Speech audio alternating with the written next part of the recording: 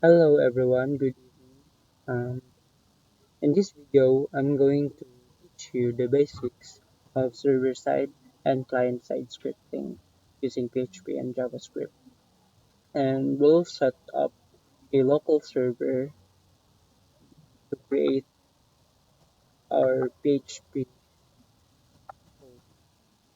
script, script rather. And and I'm gonna use VS Code for this server-side and this browser as the client side. So without further ado, let's get started.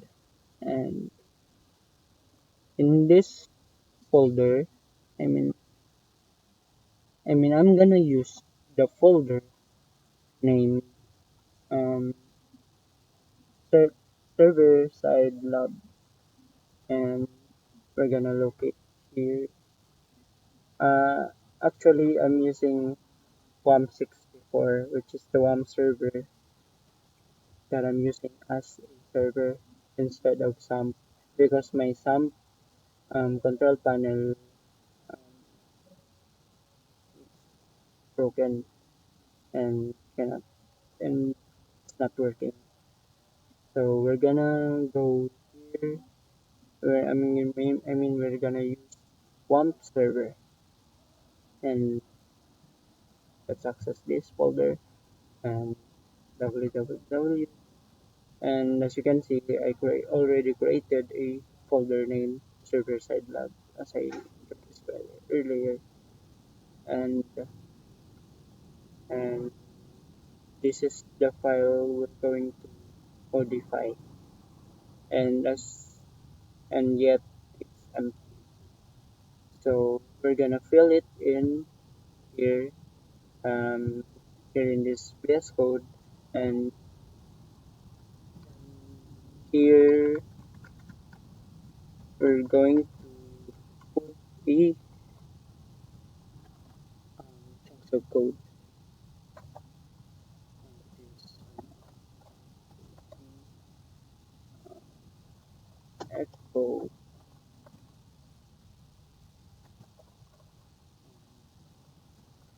welcome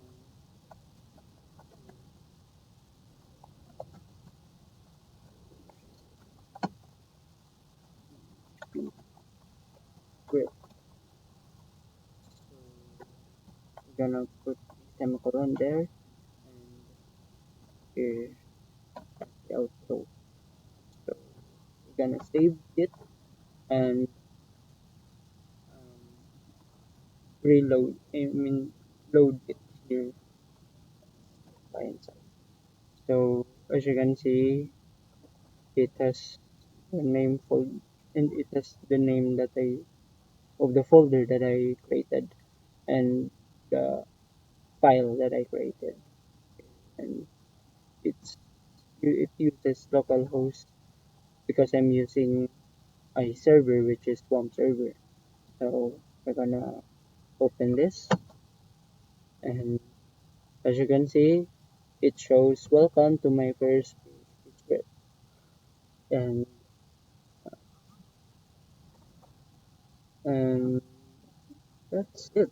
Um, we're already done putting in putting code, simple code, sample code in PHP file. So we're gonna modify it so it has PHP variables and data types. So we're gonna put this code as our new content code here. Then actually these variables contain name, age, or student that it determines what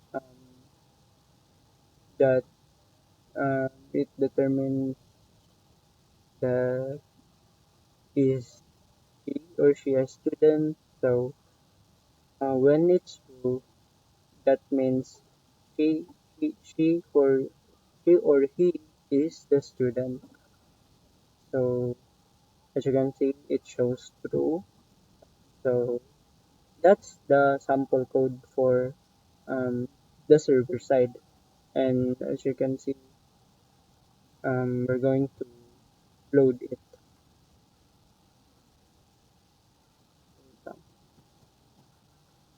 Say, I forgot to say it. So, so as you can see, it, it renews the contents of information. I mean, the code, which is it shows here. Then its name is Maria, age of 20. So a student status, which is yes. So as you can see, she is a student. So from what we used here, the boolean, which is true, so it shows yes. And that's the server side. And um, we're gonna put again a new code, new chunks of code to the client side. And here, here is the sample code that we're gonna use right now. And we're gonna erase this. We're gonna change it. Then, um, as you can see, um, it has two programming language in the single file. So for using PHP and JavaScript, it is, I mean, contents in this file, and this is the PHP file. So it means that we're going to get the information in the server. So as you can see, it has a message, which is this message comes from the server, and this JavaScript file, I mean JavaScript code is we're gonna display in this web page. So in simple terms, this is the client side. So uh, because we're gonna use this argument, let message from server to um, and this is the argument code to display this message, in the script.